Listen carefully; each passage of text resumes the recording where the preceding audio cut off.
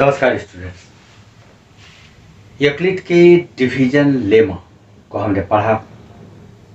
Euclid का division lemma क्या बतलाता है? आप किसी भी नंबर को, कोई ग्रेटर नंबर हो, उसको किसी स्मॉलर नंबर से जब डिवाइड करते हैं तो एक रिमाइंडर आएगा, एक कोशेंट आएगा। Dividend, divisor, quotient and remainder, इस पे जो रिलेशनशिप था ये यूक्लिड का डिवीजन लेमा कहलाता है।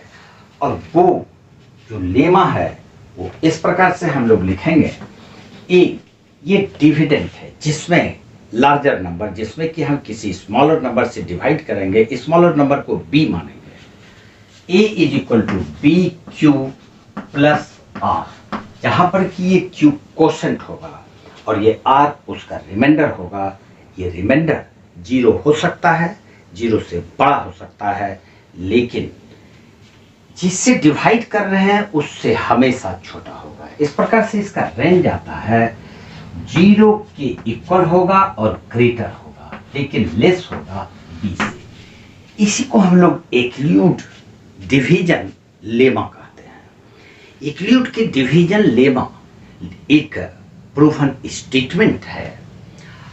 अब यूक्लिड के डिवीजन एल्गोरिथम को क्या कहेंगे? ये एल्गोरिथम क्या है? एल्गोरिथम एक प्रोसेस है जिसका यूज करके हम किसी रिजल्ट तक पहुंचने का प्रयास करते हैं। तो उस प्रोसेस को आप इस्तेमाल करते हुए एचसीएफ फाइंड करना है 135 और 225 का। ये क्वेश्चन बहुत इंपॉर्टेंट है, बोर्ड एग्जाम में ये क्वेश्चन आता ही है। ये एनसीईआरटी एक्सरसाइज 1.1 क्वेश्चन नंबर 1 का 1 है।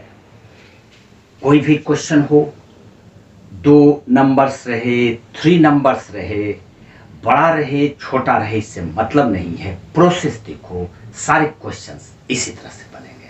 यहां पर हम देखेंगे कि नंबर इस दोनों में बड़ा कौन है। जैसा अभी हमने डिस्कस किया कि यहां पर ए लार्जर नंबर है और डिवाइड करने वाला जो b है वो स्मॉलर नंबर है। तो यहां पर a 225 है। हम लिखेंगे सिंस 225 इज ग्रेटर देन 135। इसका मतलब हम इसको a मानेंगे और इसको b मानेंगे। अब यूक्लिड के डिवीजन लेमा से हम लोग क्या जानते हैं? बाय यूक्लिड्स डिवीजन लेमा हम लोग इसको लिखेंगे 135 को डिवाइड करेंगे 225 में, तो 225 इज इक्वल टू, डिवाइड करके देखते हैं क्या होता है। 135 को से डिवाइड करेंगे 225, 1 135 0 and 12 9। अब ये छोटा आ गया, ये 135 से छोटा है, ये रिमाइंडर है, डिवाइजर से ये छोटा है और ये कोशेंट है।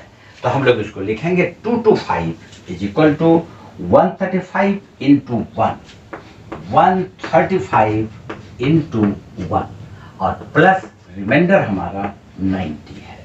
जैसा कि यहाँ पर यूक्लिड के डिवीजन लेमा को हमने यहाँ पर लिखा है, उस तरह से आप सेट कीजिए।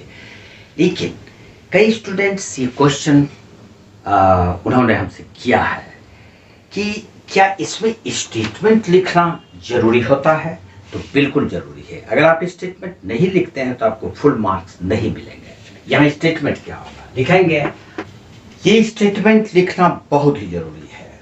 Bye dividing 225 by 135 we get 1 as quotient and 90 as remainder. Here we see that r is not equal to 0. r 0 नहीं है। इस स्थिति में हम क्या करेंगे? अब हमको देखना है इस दोनों में 135 और 90 में बड़ा नंबर, लार्जर नंबर कौन है? तो 135 है। तो फिर यहां पर 135 a बन जाएगा। तो फिर हम लोग लिखेंगे नाउ 135 इज इक्वल टू 90 से डिवाइड करेंगे तो 90 से 135 में डिवाइड करके देखेंगे कि ये क्या आता है 195 4। इस बार भी रिमाइंडर डिवाइजर से छोटा आया है और क्वोशंट इसका 1 आया। तो हम लोग लिखेंगे 135 इक्वल टू 90 मल्टीप्लाई 1 प्लस 45 और ये स्टेटमेंट एक बार फिर यहाँ पर लिखा जाएगा। इसको लिखना बिल्कुल अनिवार्य है, लेकिन यहाँ पर लिखेंगे सेम स्टेटमेंट होगा लेकिन डिवाइजर डिविडेंड क्वोशंट चेंज करेगा। By dividing 135 by 90, 135 by 90 we get 1 as quotient and 45 as remainder. Here r is not equal to 0. जब ऐसा है तो एक बार अब फिर हम 45 से डिवाइड करेंगे 90 को, तो ये 2 बार में कैंसिल होके यहाँ पर रिमाइंडर 0 आ जाता है। ये स्टेप नंबर 1 लिखेंगे। स्टेप 1 यहाँ पर आया, ये स्टेप नंबर 2 है, इसको लिखना पड़ेगा और फिर लिखेंगे स्टेप नंबर 3। स्टेप नंबर 3 में हम लोग इस बार डिवाइड करेंगे 90 लार्जर नंबर है 45 से, तो हम लिखेंगे now 90 is equal to 45 multiply 2 यहाँ पर क्वोशंट आया था 2 और प्लस रिमाइंडर 0 आ गया। स्टेटमेंट वही लिखेंगे। By dividing 90 by 45 we get 2 as quotient and 0 as remainder. उसके बाद लिखेंगे here remainder is equal to 0। जहां पर रिमाइंडर 0 आ जाएगा, जैसे यहां पर रिमाइंडर 0 आया तो जो डिवाइजर होगा, यहां पर डिवाइजर है 45, वही एचसीएफ होगा। तो लिखेंगे here remainder is equal to 0, therefore HCF is equal to 45 और यही हमारा इसका आंसर होगा। यूक्लिड के डिवीजन एल्गोरिथम का इस्तेमाल करके आप किसी भी 2 नंबर्स या 3 नंबर्स का एचसीएफ फाइंड कर सकते हैं। इस पर आगे हम लोग डिस्कस करेंगे, लेकिन आज एक ही क्वेश्चन पर डिस्कस करेंगे। आज इतना सा ही। जय हिंद, जय भारत।